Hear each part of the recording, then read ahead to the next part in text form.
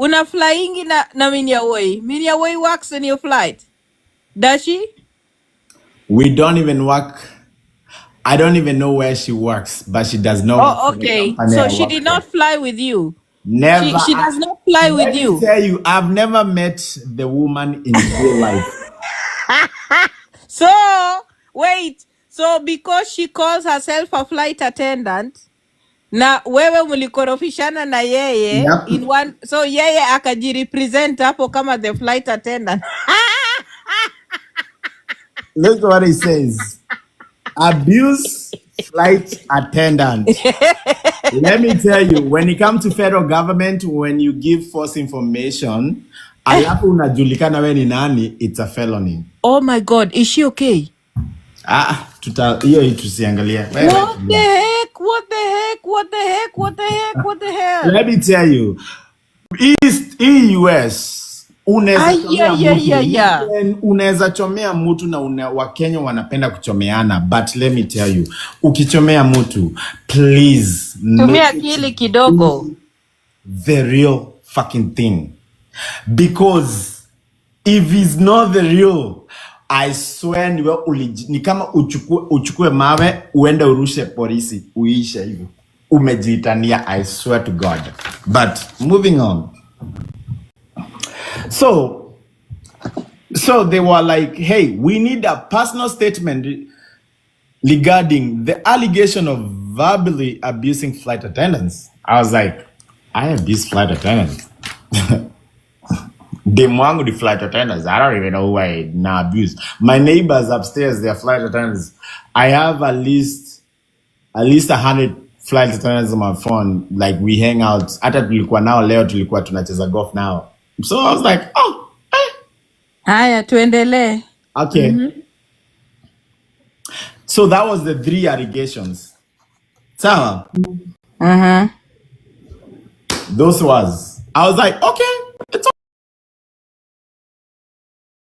okay. She did a safety concern. Yes. Mali alijichomea. A hotline is anonymous. Anybody can report you without knowing who did. Now I can find investigation without knowing who did it, right? Because it's anonymous. Let me tell you what she did. Na nitakwambia hapa me because I like it. You came in here and said. So what she did, she went, reported me for those allegations, right? Alafu akakuja live. When you report this, I've never even had anybody get reported, but I guess that's the process. Ukienda report, they give you a reference number, confirmation number. She came on live. Akasema, wacha nikuambie nyinyi guys. Acha kwanza niweke hii kitu. Huyu Steve, nice. Kiparango, tosi juu nini? Nimemureport kazi yake ni kuvuta smoke, blowing smoke, drinking when layovers, when he's supposed to be sleeping and he's drinking over there, and all of a sudden, and abusing. I just reported him to the FAA, and I even have a reference number, and I even have this. He should be contacted by the FAA very soon. Ukajingisha box. Right there. Now, you sold yourself. You told me who reported me. You, yourself, and I. Na ukaonyesha reference number. Ai, usiwahi fanya kitu live because people are recording and people share stuff. Ukajiuza. Mimi, you can report me, but say the truth. Always say the truth. And if it's concern safety, 100% say the truth. But if you think you're going to destroy me because of your own issues and your own jealousy of where I'm at and because of where I've built myself, I swear to God, we have to get dollars if I'm lying to my God. Okay, fine. Okay, let's continue. Then 3 days later, she sent you other. It was about 2 or 3 days later, she sent me this different pictures. Mm-hmm. And I was like, okay, I gotta address this. So I went on my phone, nikamutumia text. And I told her, hey, I do not appreciate you sending me stuff like this. I have a 7-year-old, my son was 7-year-old then. I was like, I have a 7-year-old son who, huh? Oh, I was like, I have a 7-year-old son who watches my phone. He plays on my phone sometime. Please don't send me stuff like this. Period. Akasema, sawa, pole. We left it like that. You texted her? I did. Okay, and you have those texts? Hey, mini kama Mungu aliliambia tu akaliambia, please save this shit because it might come back to you. I don't know what to be or anything because sema tu wacha ni save. Okay, good. Alafu? I was like, okay, pole, you know what? It's done. That's where our animosity started. So at what point did the animosity start? What triggered the animosity?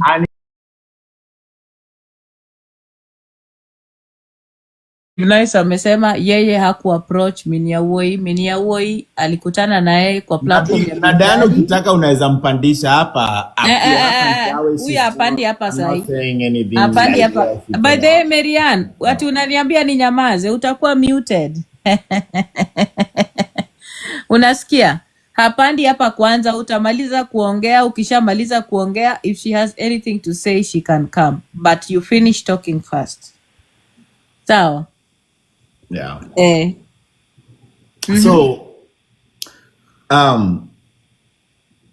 tulikuwa kwa Big Daddy. That's when Big Daddy nilikuwa nimemjua, and I used to go to his live, and you guys know, like most of you were in Big Daddy's back in November, October, it was like November, December, January, hapo hivyo. I always like nikienda kwa Biggie ananipandisha, tulikuwa tunapiga shot na niko home na chill nini. He always used to up me up, tuko hapo hivyo, and Minwuoyi used to be there.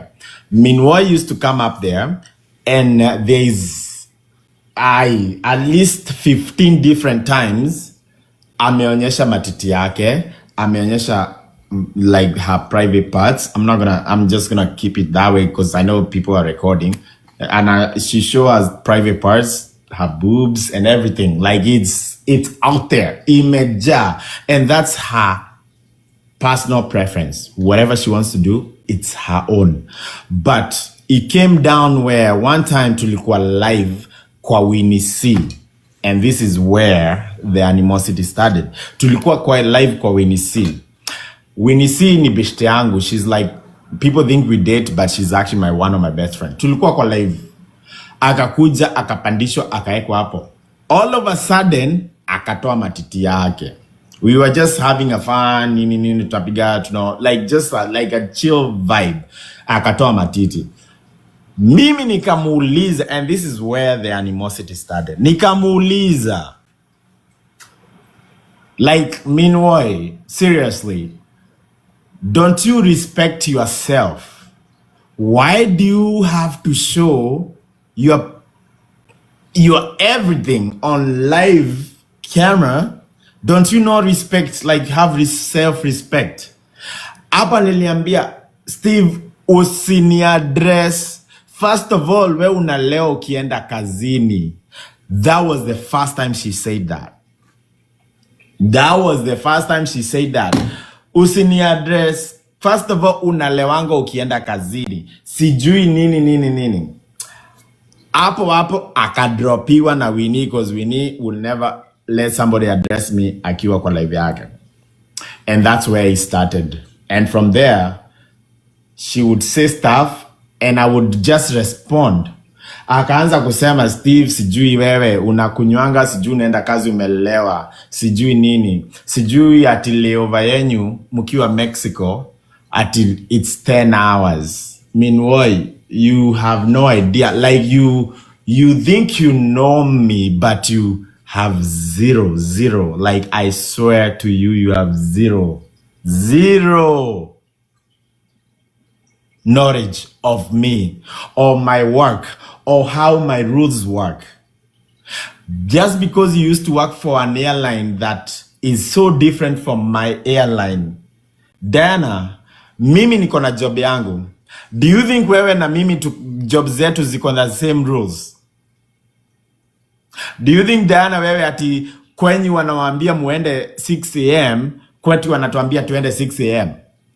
Ama kwenyu wakisema hauwezi kuja umevaa earphones, kwetu wametuambia the same thing? Ama kwenyu wamewambia lazima utoke 5 pm at the dot?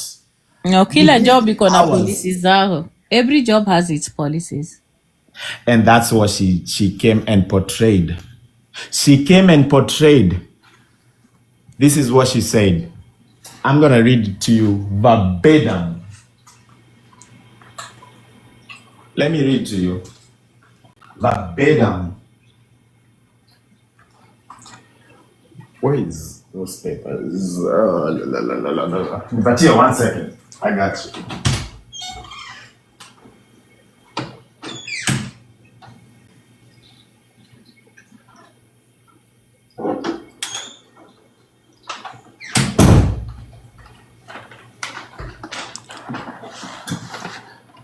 And this is, I'm just, kuna hizo paper, hold on 1 second, give me 1 second. Ongea Diana before ni come. Wacha niaziangalie ziko hapa mahali. Moderators wako kuna na sijui Don King anasumbuana na wewe hapo kwa platform. Kwani mods wako hawako? Mimi sikuanga na King. Matiti 16 unasumbuana na Steve kwa nini hapo kwa comment section? Don King, guys. Why can't we just be chilled on the comment section and we listen to what nani nani anasema kitu? Don King anabrutana na wewe hapa kwa comment section. Manini? Matiti 16.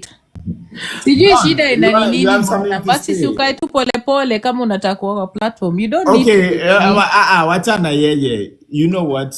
You are using your own data to come here, listen to me, and unitukana kwa live yangu. Kama umekuja kunitukana kwa live yangu, think of it. Think about it. Unatumia data yako kutukana mtu kwa live yake. Who's losing at that point? Twende, don't be distracted. Achana nae. Twende. Aya. Let me read it to you. Yeah, listen. Yes. This is a letter.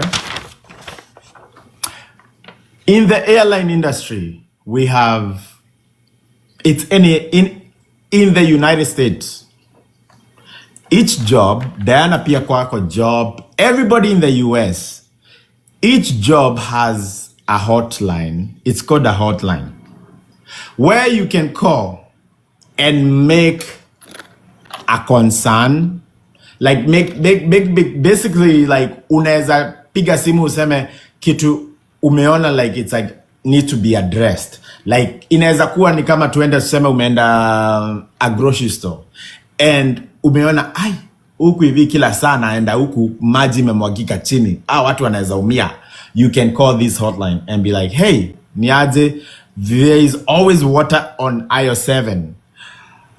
Same thing, you can go to a law firm, you can go to anywhere. There is always, ni kama ile kitu naweza jaza, how did we do? What can we do better? What's your concern? In the airline industry, we have something called a hotline. Anybody can call a phone, apige simu hivi.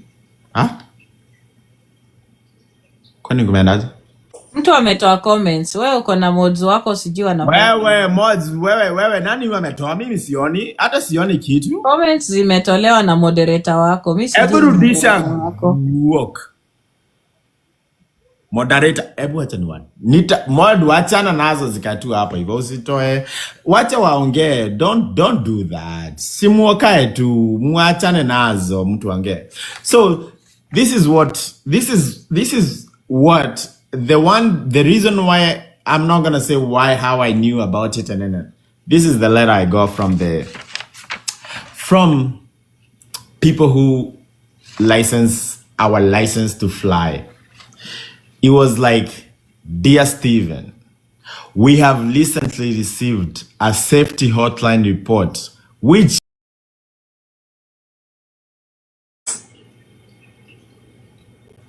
flying while intoxicated, smoking illicit drugs, and verbally abusing flight attendants.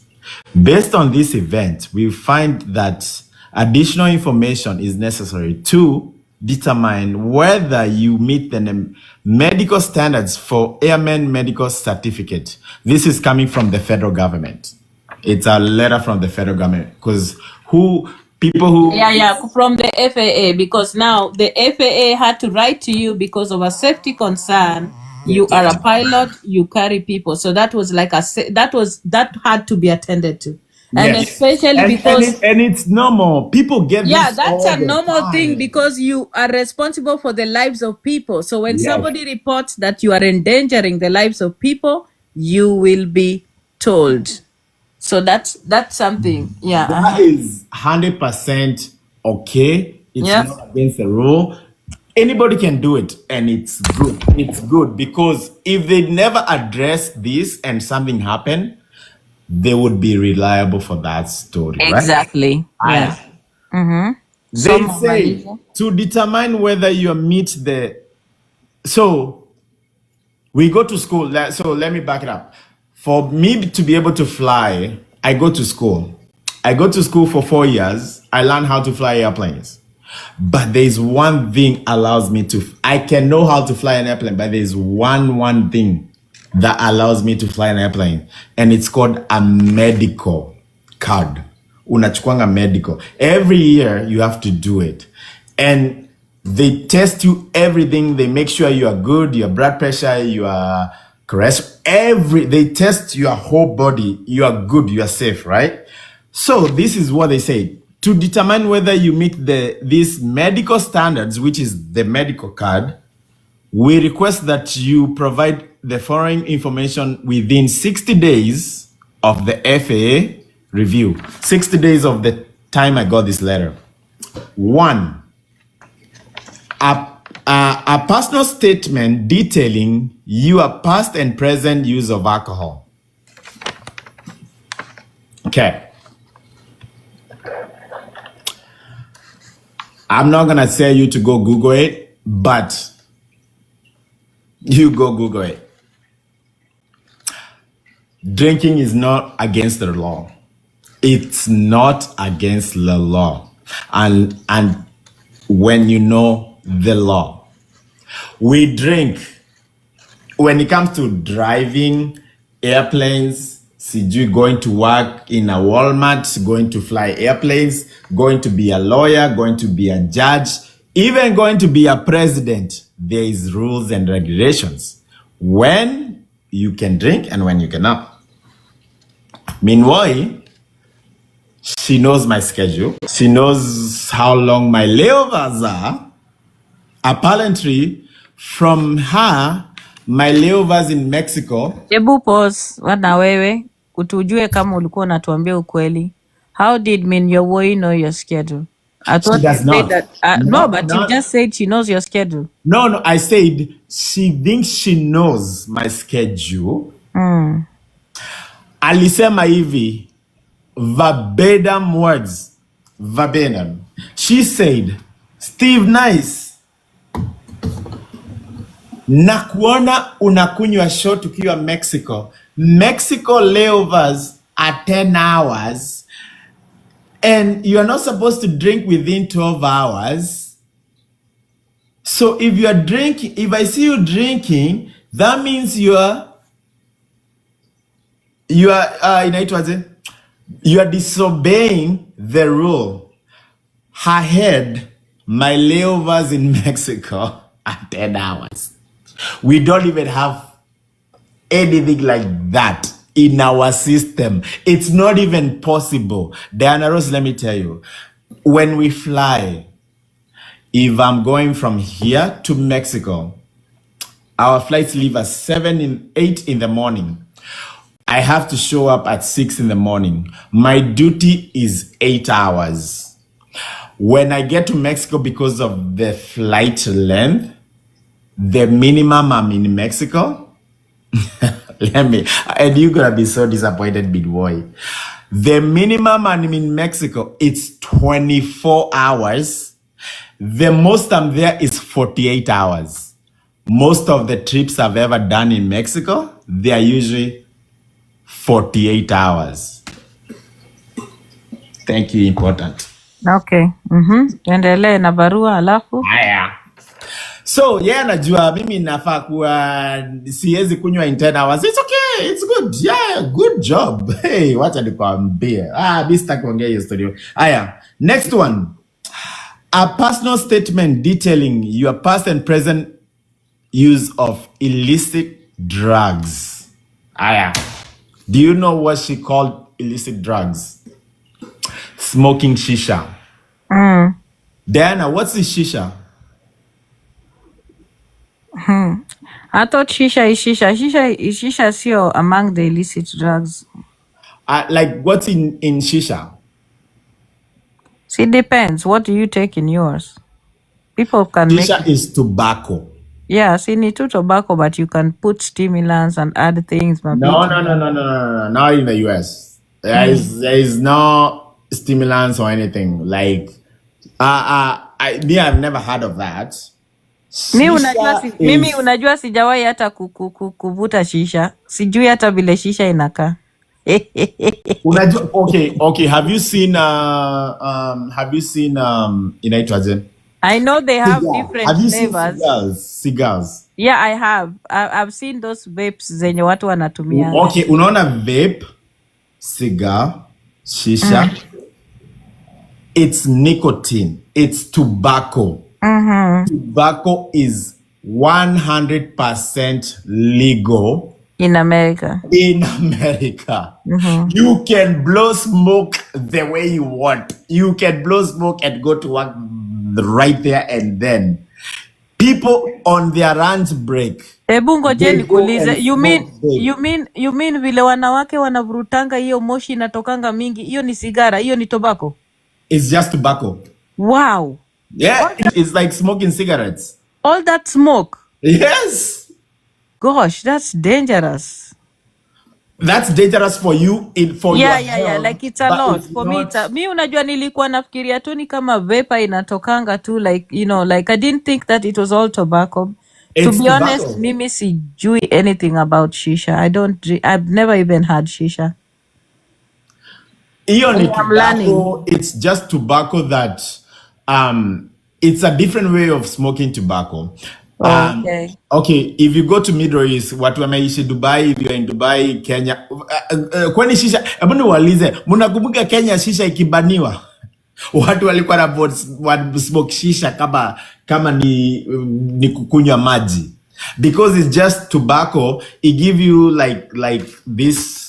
Does it have anything? Does it have anything? Does it have anything that vaporizes it? Is anything? Does it work like maybe like a vaporizer?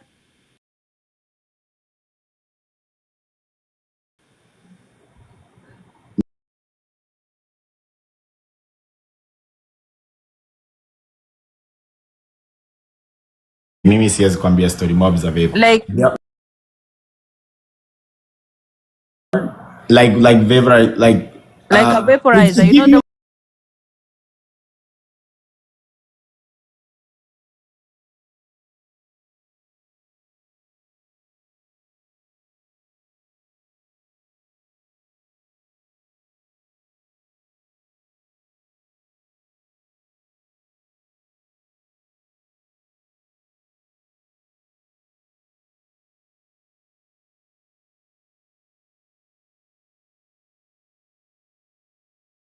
Explain to me. There is the vape, cause makaa iko juu, it goes through the vape, inaenda kwa maji in a like, and then it comes through a steam, and then it comes to your pipe, and then you smoke it out. Oh, okay. 100% legal. Okay, so okay, it's okay. Let's continue. I've gotten it. Alafu Okay. akasema. Akasema illicit drugs. That's illicit drugs. Thank you, important. And then the next one was a personal statement regarding the allegation of verbally abusing flight attendants. Kwani you abused flight attendants, Steve? You abused them where? You abused them on phone or on live kwa TikTok? Minwuoyi, according to her, she's a flight attendant. And because I addressed her and I told her you should have self-respect, you should not be showing your... Wait.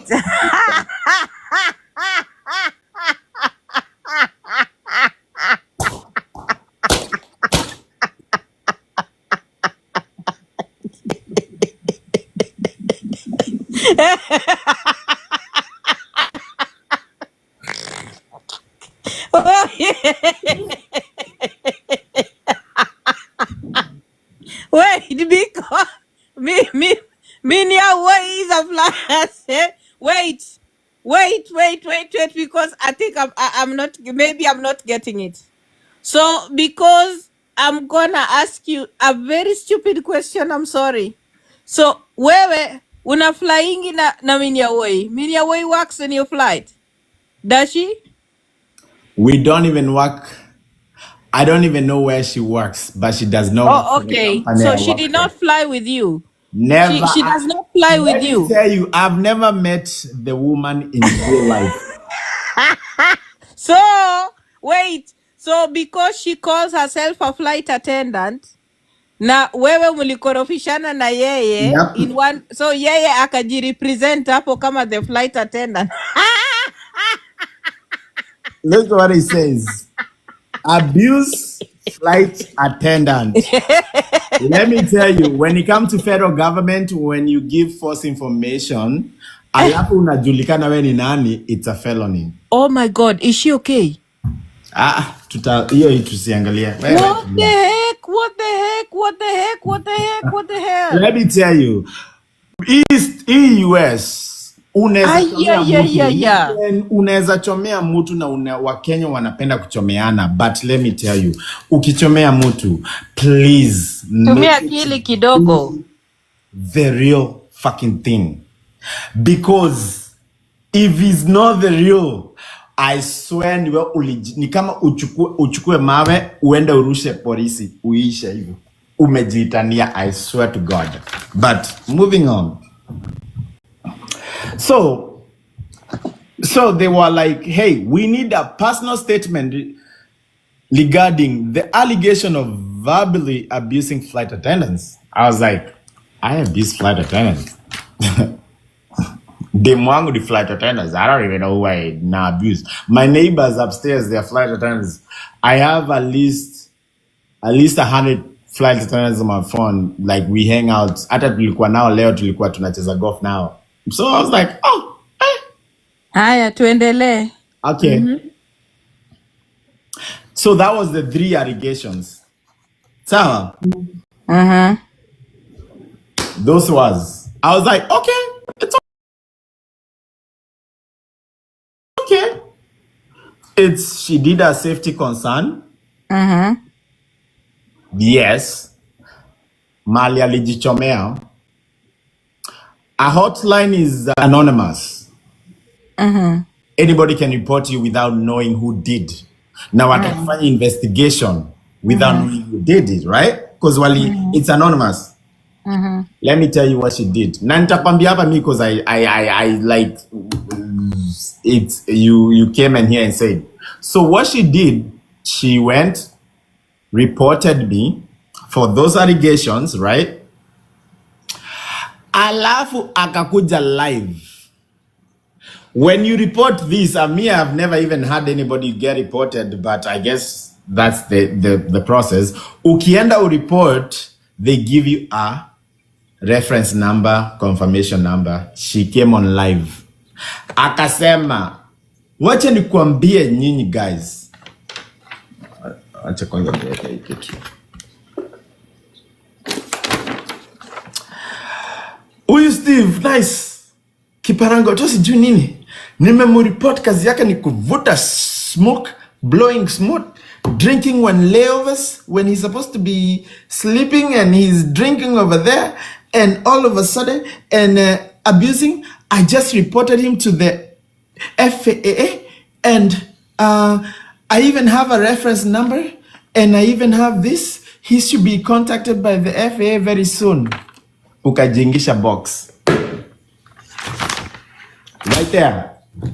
Now, you sold yourself. You told me who reported me. You, yourself, and I. Na ukaonyesha reference number. Ai, usiwahi fanya kitu hii live because people are recording and people share stuff. Ukajiuza. Mimi, you can report me, but say the truth. Always say the truth. And if it's concern safety, 100% say the truth. But if you think you're gonna destroy me because of your own issues and your own jealousy of where I'm at and because of where I've built myself, I swear to God, we have to get to where I'm at. It takes time. And it doesn't take just a report of drinking alcohol, flying while intoxicated, and abusing flight attendants to lose your license. They actually dig and they see and they find out. Tumalizia hapo. Anyway, Sasa before another, I wanted to ask you something before you continue. I feel like there are some kind of legal issues involved with this. I think on your side, I'm not sure. I don't know. Ndio maana nataka kukuambia, if at all you have picked a legal pathway in terms of this particular issue, I think we should be careful how you move on. Because, yes, and that's because I think the most important thing that you have done is that you have highlighted where your issues began. Yes. And I think moving forward, because these are issues that are related to your job and are related to other things, I feel like you should be, very careful, with what you say and what you do moving forward. And that's why I was telling you, it's not safe for you to engage her. Hata usikue na ego. I think, wacha tu nikuambie, naweza kukuambia, I think this is one person you should block on all social media platforms. And hata akiongea kwa platform, hata akiongea kwa platform yoyote, you should not engage her. And even on your platform, usimuengage. I think you should block her because this is a person mwenye ukimwangalia na vile ana behave, this is an unhinged person. A person that is unhinged really need to be very, very careful with this person because hajui the boundaries, she doesn't know when to stop. And then the worst bit about it all is that she does not, ni kichwa pomblo. Ni kama unaona mtu mwenye hakuna kitu katikati between her ears. She doesn't understand how the law works. She doesn't understand the legal ramifications of the things that she has done, especially kutuma hizo nudes. Yeah. So unafaa kuelewa mtu ambaye ako hana akili, unasikia? Yeah. Ni mtu ambaye hajui when to stop. So please just make sure you block her everywhere. And I did. There is somebody, I'm a moderator, maumbo hao. Me, I blocked her on my phone, on my TikTok, everywhere. But I just saw her on here. I didn't even know. I guess you will need to review your moderators. What happens with such a person, and I'll tell you, there are people who, when they make advances on you, and this is not just with men. A lot of people, the cases zimekuwa za wanaume kustalk wanawake, but there are also women that wakikataliwa kimapenzi, they become monsters. And I have seen this happen real life, wacha nikwambie. And sometimes it gets so bad that when the woman does not get what she wants, wanaendelea to very, very, very serious and bad places. Yeah. And you need to be very aware of that. I don't think you see this thing the way I see it, because me, I see No, a I person do. Yeah. who is not willing to accept that amekataliwa, and unaona ule mtu mwenye anafikiria ye ni mrembo sana in the room. Yeah. Ushawahi kuona mtu mwenye anafikiria she's so beautiful and she should be loved and she should be accepted by everybody. Yeah. And then she suddenly finds a person who does not accept her. So anakuwa na obsession, alafu anakuwa na stalking tendencies. And in fact, even yeye kukuja hapa, this is kind of stalking, and the way she keeps on talking all over the place about you, Yeah. that is very, very dangerous. Unaona, nimekuwa nikiona huyu mwanamke, hata kuna siku mimi alinijaribu, ananiambia eti atanishtaki kwa kazi, ati atanishtaki kwa immigration. Nikamwambia mimi sio Steve Nice. Mimi niko na kuma ya chuma. Mimi kuma yangu ni ya chuma. Mimi hata wanawake wangapi wamenijaribu hapa Amerika ati kunishtaki immigration na nini. Mimi, you don't come for me like that. Kwanza kama we ni kichwa pomblo, hauna akili. Mimi ukinikujia. Na remember, she comes for Diana Ross na amekuwa akitroll, akiongea akinitusi, sijui eti nimetombwa na wanaume Maryland. I've never responded because I know what she's looking for. Yeah, don't tap into that energy. Like, unajua ukishajua mtu mwenye ni kichwa pomblo, unasonga kando. Unamwacha unajua anatingiza hiyo kichwa yake kama gololi itingike huko ndani, alafu basi.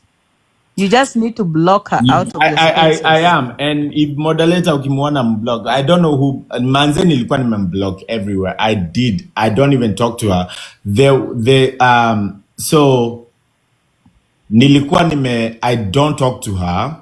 See, I had not blocked her, but then akaenda. Mimi, this is the craziest thing. Mimi na my son. I have one. First of all, this woman thinks she knows me. Anasema Steve Nice na watoto wake na akona bibi. Me, I don't have a wife. I do not. I used to be married. I was married for 11 years. And me and my ex, we are like this. We are best friends, but we are not married. Ako huku Steve Nice na watoto, sijui ako na watoto 4. Sijui nini. Alafu she just addresses me with false allegations, which basically I'm like, what the fuck are you even talking about? Unaona? So me, I did not block her, but I cut communications. Nikamkuta I took my son and my niece and nephew, tulikuwa tumeenda like this kids arcade game, walikuwa like jumping bouncing castles, right? So tuko huko hivyo, nikaingia live ya Menace. Mimi niko tu, unajua wana jump jump, mimi niko tu nimechill huko, nimeangalia, nimechill. Nikaingia TikTok, nikaona Menace ko live, nikaingia, nikakaa tu hapo hivyo, akaingia. She start addressing me. She start saying, mimi nikasema, mimi niko huku hivi, watoto tu, it's so loud, watoto they are jumping up and down. And she took that against me. Wewe hata upendi watoto, kazi yako ni kusema ati sijui watoto wanafanya nini.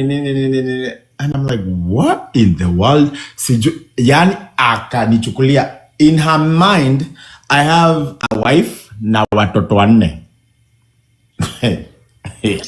That is how stalkers behave. Wacha nikwambie kama I have a wife and 4 kids. Even though vile stalkers wanna behave, yes, kama ujui, stalkers will behave like that. They will make up stuff about you. Daddy. If I had 4 kids, I'm not like Big Daddy mwenye ametoka hosi, amekaa live for 3 days, hajaona watoto wake. Mimi, my son is my priority. Before I open this live, my son is my... Sahi akinipigia sahi nione hii simu ikilia, hii live inaanguka. Because he's my priority. The one and only, and I'll never have another one. That's my main guy. That's my son. Unaona? Because so history ya kusema ati Steve na watoto na ati na bibi na watoto 4. I bet like seriously, like you embarrass yourself. Like I don't know why. Like what did I do to you? What did I do to you to come at me like that? Huyo Me, achana I na just yeye. wanted Let to me tell be. you, Steve. Huyo, can you open and shut and do what you need to do behind the scenes? Don't even address her. I'm telling you. Aya, sawa, tusita muaddress. Usimuaddress That one hata is taken care ukisikia of. acha nikwambie, ukisikia kikuongelelea mahali, don't even respond. Yeah, I'm not. But Just let leave me her go alone. to now what happened, how Mimi and Biggie, Oyuki Parangoto, how we came to mi nikampiga block ya mkundu. Biggie, he knows this whole thing happened, me meet through, and I don't blame him for meeting me. I'll introduce like as a normal person how you can introduce your friend to your friend, right? What happened was 2 days ago, not yesterday, the day before yesterday, I called Biggie. Nikaambia Biggie, hey, niaje bro, can you go back to when I met this woman on your live?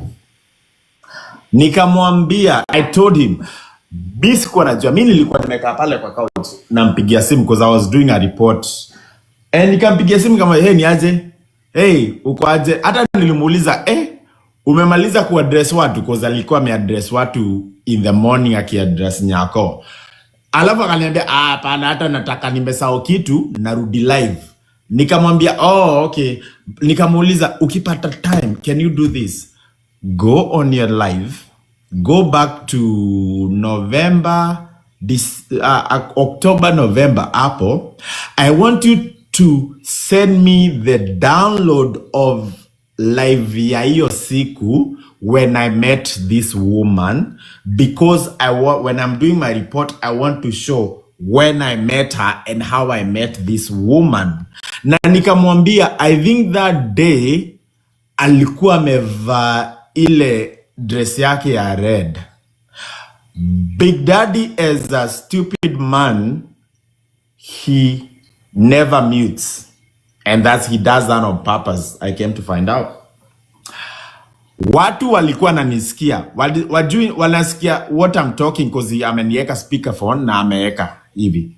Watu walisikia, but they did not hear everything. They had bits and pieces of what I said. Unaona? Mimi akaniambia, okay sawa, nikitoka live, akaniambia, hata nakumbuka, umesema hiyo dress red. I actually remember, I think alinitumianga kitu hiyo siku. Nikamwambia, ukipata, please download that live, send me that live, because I want to crop it where you introduced us. So where like when I do my report, I can show where this is how we met. Hey, Steve, huyu anaitwa huyu, we met on a live with over 1,000 people. Sawa. Biggie, hiyo story kaisha. Mimi nikapigwa na beshi yangu akaniambia, unajua Big Daddy alikuwa amekuweka speakerphone, tumesikia venye umemuuliza. Nikamuuliza, kwani Biggie yako live? Yako live. Nikaingia na studio yangu pup, kuangalia, nikaona huu de Minwuoyi ameandika, Steve sijui nini, if you have anything to if you want to ask me anything, come talk to me. Me, I never addressed her or anything. Nikapigia Biggie tena nikamuuliza, what the fuck bro? Would you not just mute me? Why would you put me on speakerphone when I'm asking you like stuff? Umenieka watu wanasikia stories zenye nakuambia. If it wasn't even something hata naikwa, it's okay by the way, like people heard it because I was not talking shit about her. I was not addressing her. I was just saying, hey bro, send me the live yenye ulikuwa. The good thing about my phone records everything. It's okay. So me, I'm not too worried. I record, my phone will record, and you get to know people. You have to push record before you call them because kinaweza kuja kikurambe. Sawa.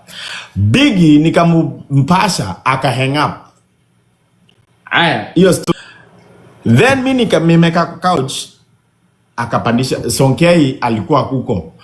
I guess alikuwa huko. Mimi nikapigiwa simu na beshte yangu akaniambia ebu enda kwa Big Daddy, uzum Big Daddy, Sonkei yako huko anaongea story zenyu, sijui mkiwa sijui ati ulinyonya matiti. Nikaenda na Sudo tena, nikakuta Sonkei akisema oh Biggie sijui ati Biggie alikuwa melala, ilikuwa mimi na Steve tumebaki, alafu sijui Steve akaninyonya matiti. Nikapigia Biggie right away, nikamuuliza bro what the fuck, dem anaongea story, she's spreading lies, you know it did not happen, why are you letting her sit there and spread rumor like lies about me and you know it's not true? Akasema first of all dem nimemweka hapa hivi, alinisema nilimbaka sijui nini, amekuja kuclear. And that's where I got to know Big Daddy just think about himself. He does not matter who else's name get trashed while his name is getting cleaned up. Unaona? He said, mimi nimemleta hapa hivi aklie jina yangu sijui nilimbaka sijui nini. Unataka nifanye nini? Nikamuuliza, so we unabaki tu hapa hivyo anitrash jina yangu while you know it's not true but he's clearing your name. Akanimesimu hata nikamwambia you know what, fuck you. Tuka hang up, story kaisha. That's where Big Daddy na mimi story zangu tuliachiana hapo. I knew he was not a friend because I was like, you know what, there is no person who would sit here and let somebody else. Diana sahi ukianza kuongelea ati mtu na najua ni uongo, I'll be like, you know what, no. Hapana, mimi usifanye, enda ukafanye kwa live yako, but I'm not gonna do it while I'm here. Because he's so self-centered and all he thinks is about himself. And it's all about him. Everything revolves around Big Daddy. I swear to God, think of it. Think of it, one thing that doesn't revolve around him. Oh, it's about huyu. Sijui huyu. It's all about huyu ananifanya. Huyu ananiongelea. And he's always the victim. He's always the one that is being hurt. Kila siku ni yeye ndiye the victim. Big Daddy is always the victim in every situation. He never takes responsibility for anything. Never. He will never take responsibility. But now that you have brought Sonkei up, I wanted to ask, and on a very serious note, because Sonkei came up with very serious allegations against Big Daddy. And I was wondering why and how this came about, and you were also mentioned. Was there a point where Big Daddy, wewe na Dama na Sonkei mlilala pamoja kwa nyumba moja? So, mimi nilikuwa home.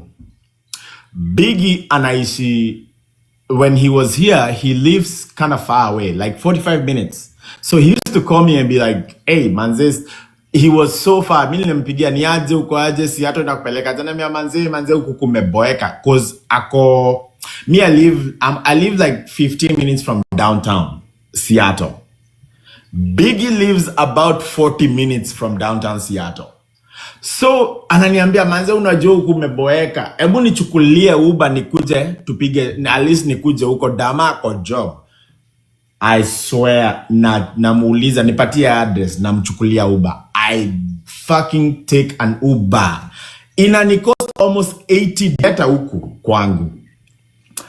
Tunachukuana that day, tukaenda club ya Wakenya. Let me actually tell you this story.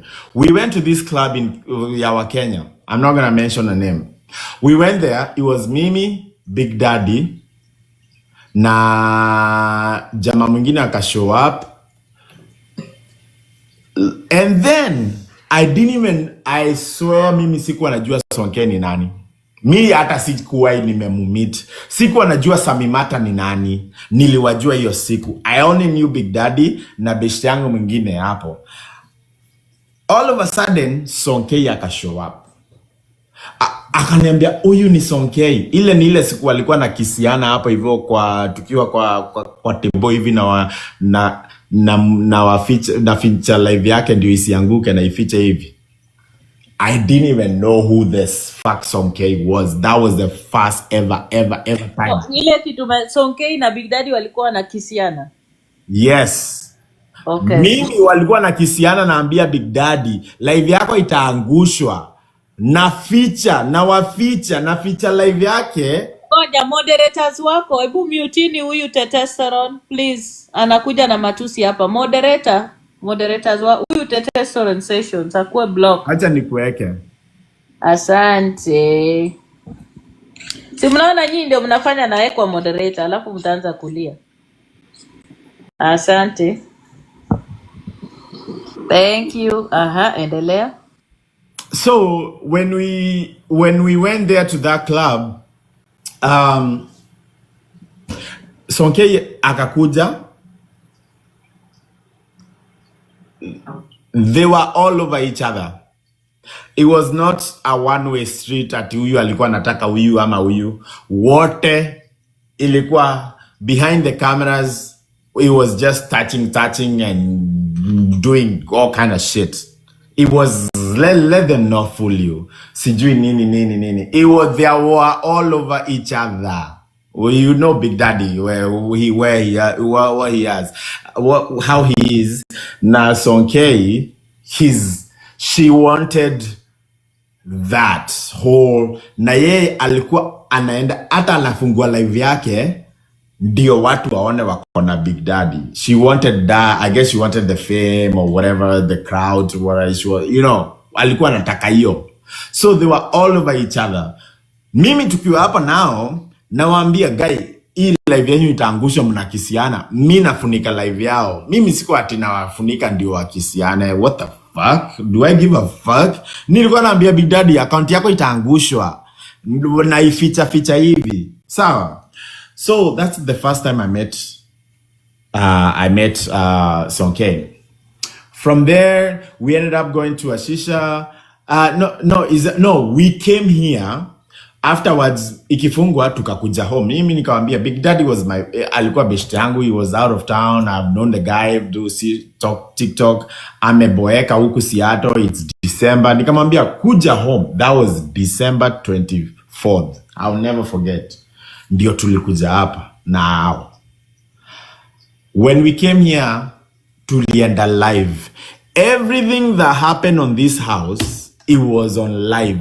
Tulikuwa na akina Geoffrey comedian na akina Daisy, wote walikuwa live. Hiyo story ati tulikuwa tumeka, we were actually sitting here.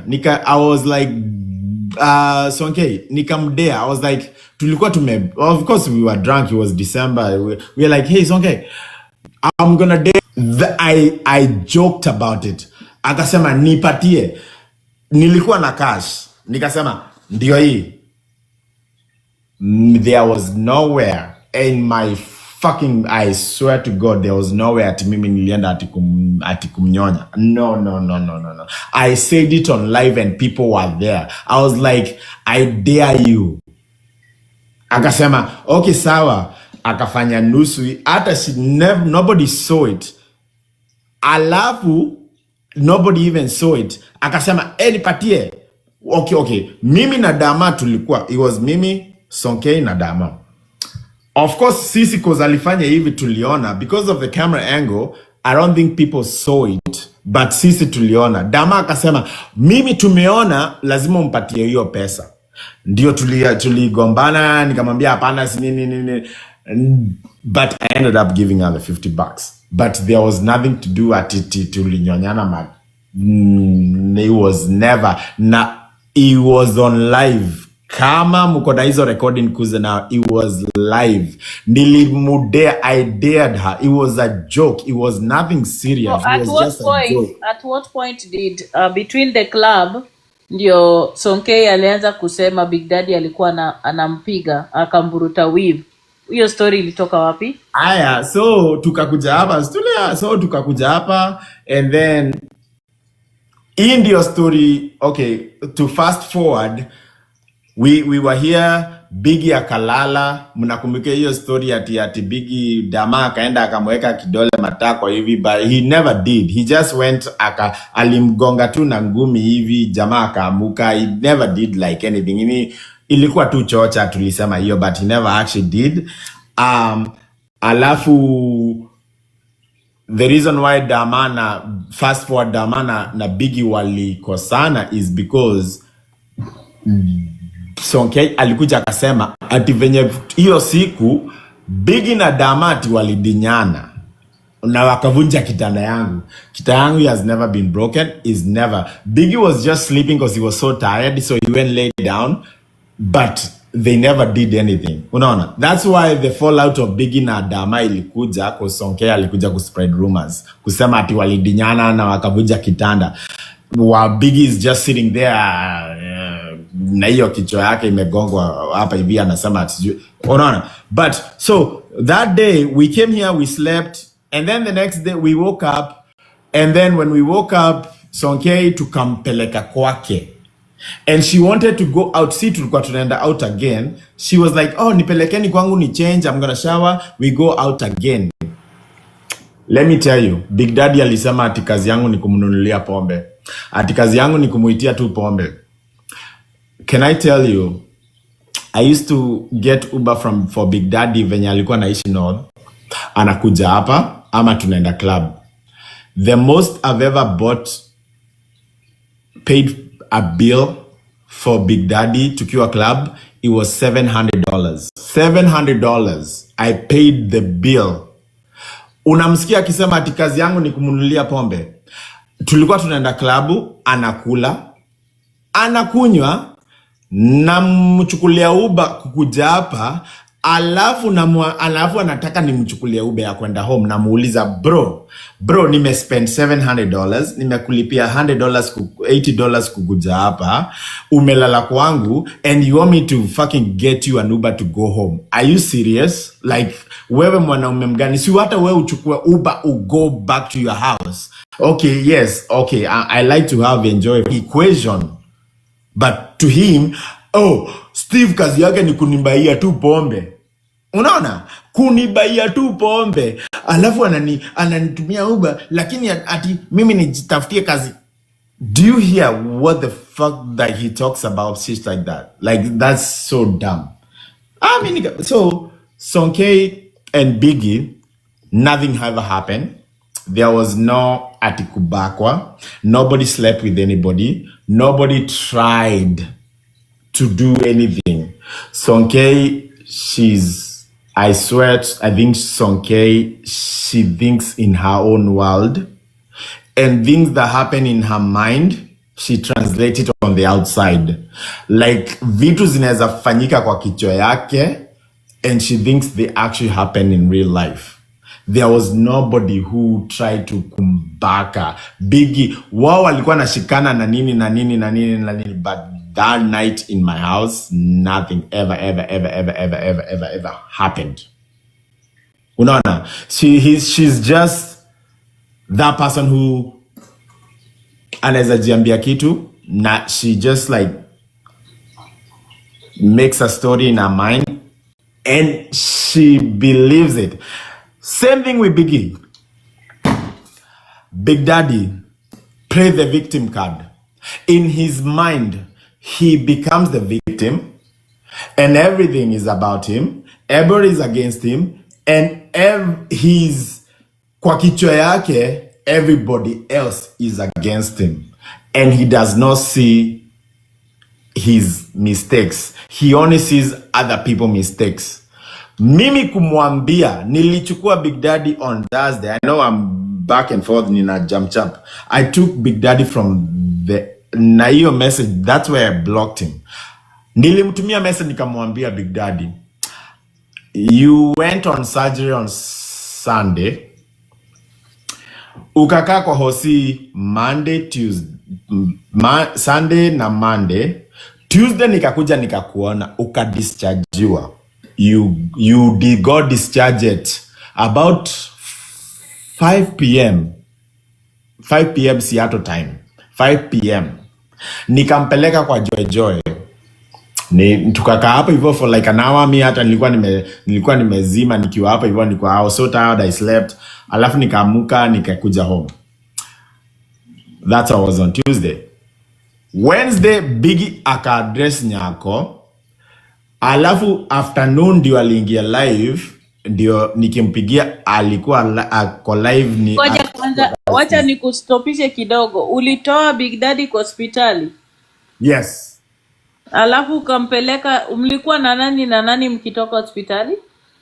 So I came from Kenya. Nilikuwa Kenya. I've been in Kenya for the last 2 weeks. I got here on Thursday. Nikakuja, was home for the next 4 days. Nikaka home. Alafu nikasema by the way, Biggie ako hosi. Nikampigia akaniambia bado niko hosi. Nikamwambia okay, nitakuja by 1. I got there about 2 p.m. When I got there at the hospital, so mimi nikabaki tu nje. I was chilling, wakaenda wakaingia, they talked to him, blah, blah, blah, blah. Alafu wakatoka, mimi nikaingia. When I walked in Biggie's hospital room, there was 2 people. It was Biggie na anaitwa nani? Mama Lao ama nani anaitwa? Yeah, Angie na Angie. It was Biggie na Angie. Yeah, the legal wife. Yana akaniambia ni unaitwa Steve Nice. Nikamwambia nianze poa, yeah, you know. And she was getting ready to go. And they talked, whatever, they did their thing. Alafu mimi niko tu hapa hivyo nimegoja. Alafu she went. Biggie tukatulia na yeye for a minute, and then besti yake mwingine akakuja. Nasa akakuja akasema hata tumeambiwa you can go home. Nikamwambia Biggie akaniambia okay, well, nikamwambia okay, kama watakudischarge in the next maybe 2 hours, I can wait and I'll drop you home. And that's how I ended up staying hadi akadischargiwa, and then nikamchukua from the hospital. I took him to Joy's house. Tukatulia hapo hivyo for like about I think 2 Joy na legal wife pia. No, legal wife alikuwa ametoka. So legal wife they had an altercation. Like they so legal wife Enzi alikuwa anamwambia are you gonna be discharged today? Anasema mimi sijui. Anamwambia si ukidischarge ukuje uone watoto. Anasema wewe mimi sasa mimi nitoke hapa hivi nikuje nione watoto. You know, he's fighting about it. Anamwambia okay, unaenda wapi? Naweza kuja nikuchukue ukuje uone watoto. Anasema hapana, mimi hata sijui nitatoka saa ngapi, sijui nini. Okay, sawa basi. So do you want me to pick you up? Ama wewe enda, Steve ako hapa atanipeleka nyumbani, sijui nini. Dad, she was like, you know what? Okay, sawa, bye. So she left. That's how she ended up leaving. Alafu tukakaa hapo for 2 hours, and then he get discharged. Lakini I think Angie wanted Biggie